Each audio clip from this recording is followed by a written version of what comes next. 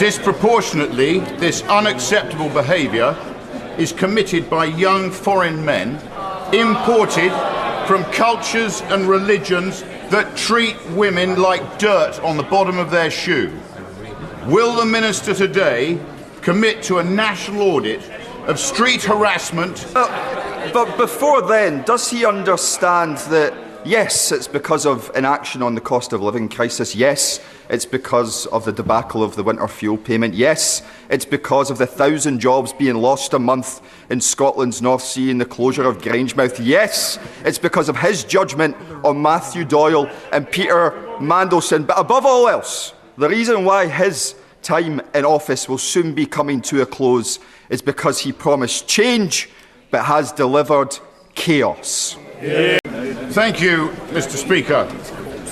Women all over Britain, including in my constituency of Great Yarmouth, primarily on King Street, feel intimidated, harassed and abused in their own town centres.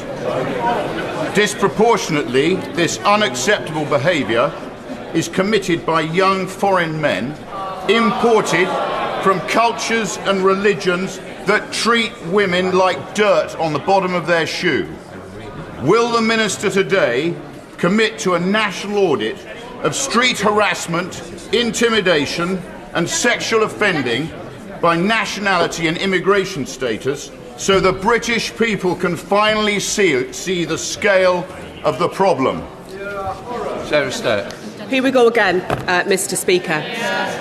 I note that an investigation by a KC into the honourable member's conduct concluded that there was credible evidence that he had mistreated two female members in a way that, and I quote, Mr. Speaker, in a way that seemed to amount to harassment. I don't want to hear anything from him about violence against women and girls or harassment. Yesterday, we heard Christian Turner, Peter Mandelson's replacement as US Ambassador, say that the only country Trump has a special relationship with is Israel, that the Prime Minister's job is in danger after next week's elections, and that in the US, Jeffrey Epstein's associates have evaded responsibility for their actions. The Prime Minister has had to fire one US ambassador for lying. Does he fear he'll now have to fire a second one for telling the truth? Prime Minister. Mr. Speaker, given what I've had thrown at me in the last 2 weeks by all the opposition parties, that's the least of my problems. But, Mr. Speaker, I know he likes stunts, but I was surprised he joined in the one yesterday, because his own business spokesman said last week, satisfied I had not misled the House.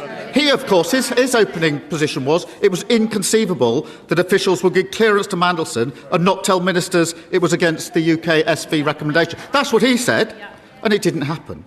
I expect frivolous accusations from the Leader of the Opposition. Clearly, I was wrong to expect anything better from the man in the wetsuit.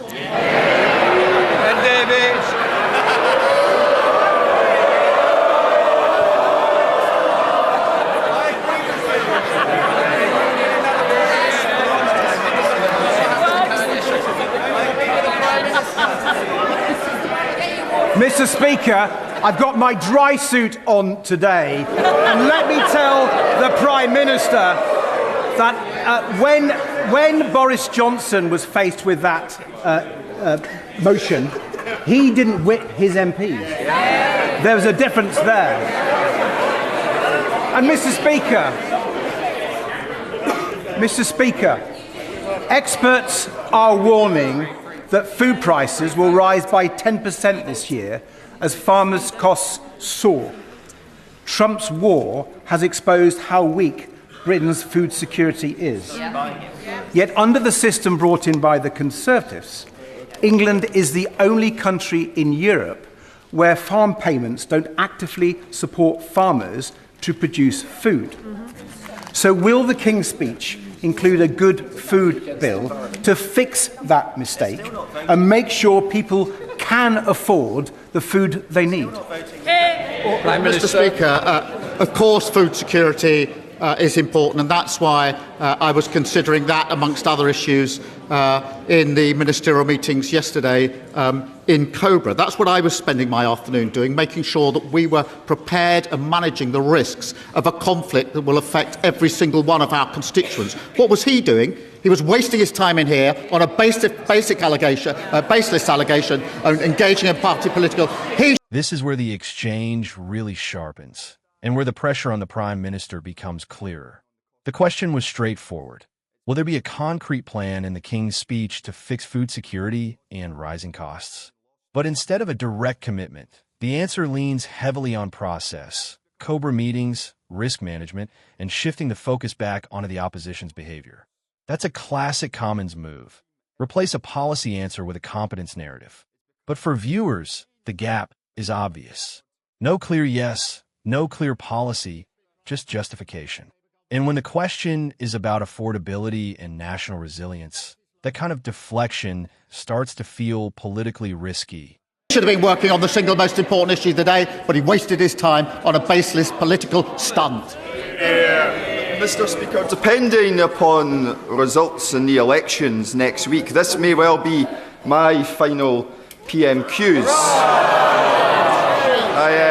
I suppose. Come back!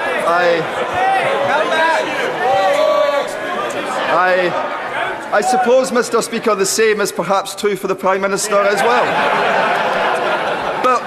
But before then, does he understand that, yes, it's because of inaction on the cost of living crisis? Yes, it's because of the debacle of the winter fuel payment. Yes, it's because of the 1,000 jobs being lost a month in Scotland's North Sea and the closure of Grangemouth. Yes, it's because of his judgment on Matthew Doyle and Peter Mandelson. But above all else, the reason why his time in office will soon be coming to a close is because he promised change but has delivered chaos. Mr. Speaker, I'm proud of what this Labour government has achieved, and I'm proud of what we will achieve.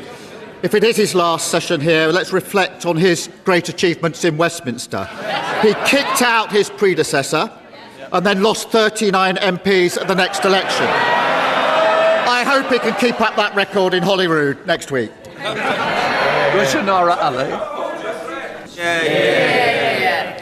Please could the Prime Minister explain to the House, if he's done nothing wrong and process has been followed, why did he need to force his MPs to vote against an investigation?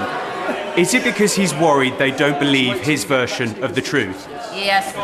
No, it's because they can see a baseless allegation, a political stunt when they see it. Mr. Speaker, as a former GP, here's the truth. We've recruited 82 more GPs, upgraded his medical centre. They want all the benefits, but they never want to pay for them. Thank you, Mr. Speaker. Everything international law is supposed to protect is being violated.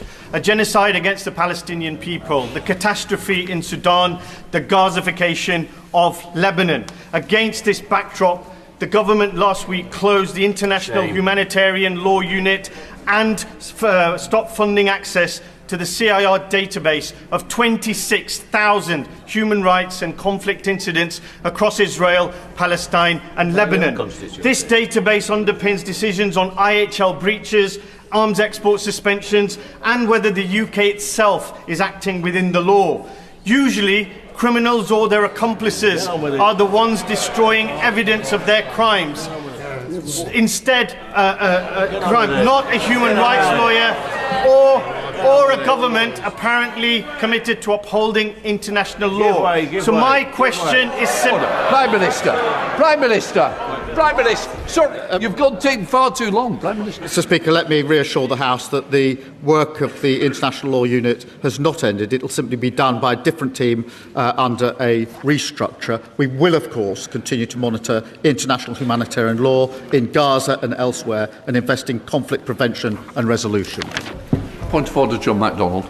Mr. Speaker, as you know, as Secretary of the NEJ Parliamentary Group, I raised earlier this week a point of order concerning the US agency APCO's role in undertaking an investigation of journalists for Labour Together, which resulted in the smearing of those journalists.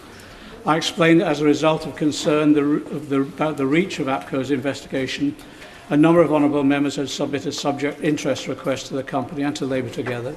There's been a delay in the response from Labour Together to these requests, but APCO has confirmed in a very redacted form that information on MPs was being collected.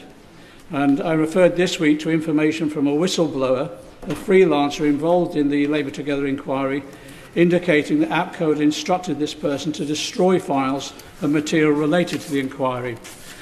Only hours ago on the Financial Times online, we have confirmed that tapes do exist that include conversations by APCO's head of media relations for Europe, Tom Harper, discussing the deletion of an email account and saying, and I quote, whether they will be able to see that through digital forensics or something like that, references with regard to this inquiry. He also refers to processes to muddy the waters in the audit trail.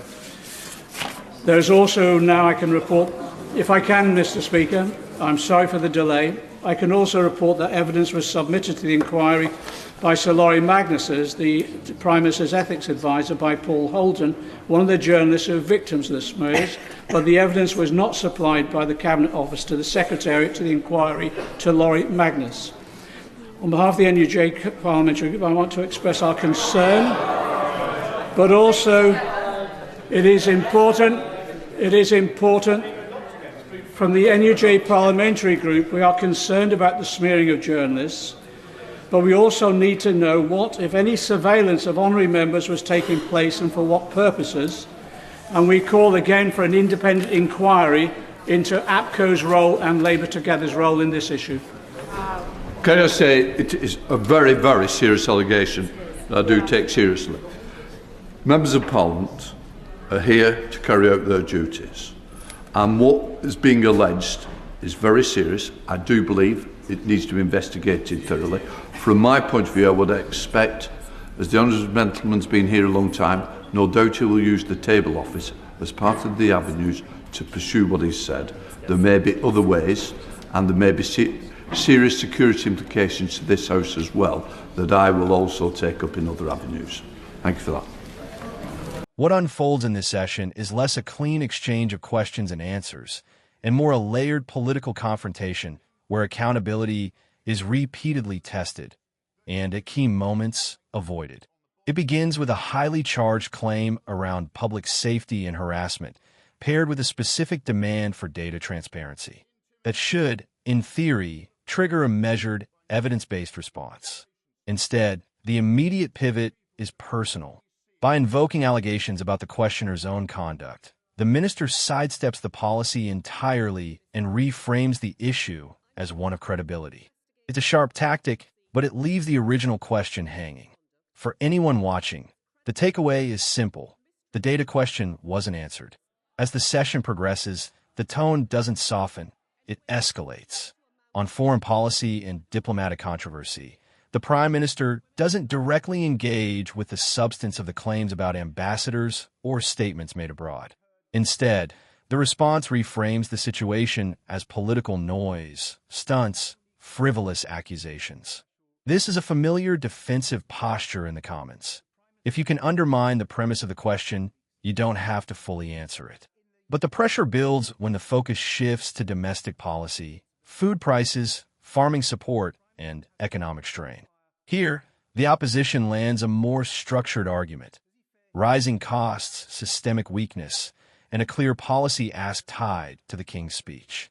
The response, again, leans on activity rather than outcome. COBRA meetings, risk preparation, ongoing management. All of that signals engagement, but it doesn't answer the central question: what is the plan? And this is where the political risk becomes more visible. In Westminster, process can be a shield. Outside it, voters tend to look for clarity. When questions about affordability and food security are met without a clear commitment, it can sound less like reassurance and more like avoidance. The exchange then shifts into a broader critique of leadership, cost of living pressures, energy policy decisions, job losses, and internal appointments. It's a cumulative attack designed to paint a picture not just of policy failure, but of flawed judgment. The Prime Minister's reply doesn't dismantle each claim individually. Instead, it pivots to confidence, what the government has achieved in a counterattack on the opposition's record. That keeps the political fight alive, but again, it doesn't directly neutralize the argument being made. One of the most telling moments comes with the question about forcing MPs to vote against an investigation. This goes directly to trust and internal confidence. The answer, calling it a baseless allegation and a political stunt, is emphatic, but it doesn't engage with the underlying concern. Why block scrutiny if there's nothing to hide? That's the kind of moment viewers remember because it touches on transparency and accountability in a very direct way. Then the debate takes a more serious turn.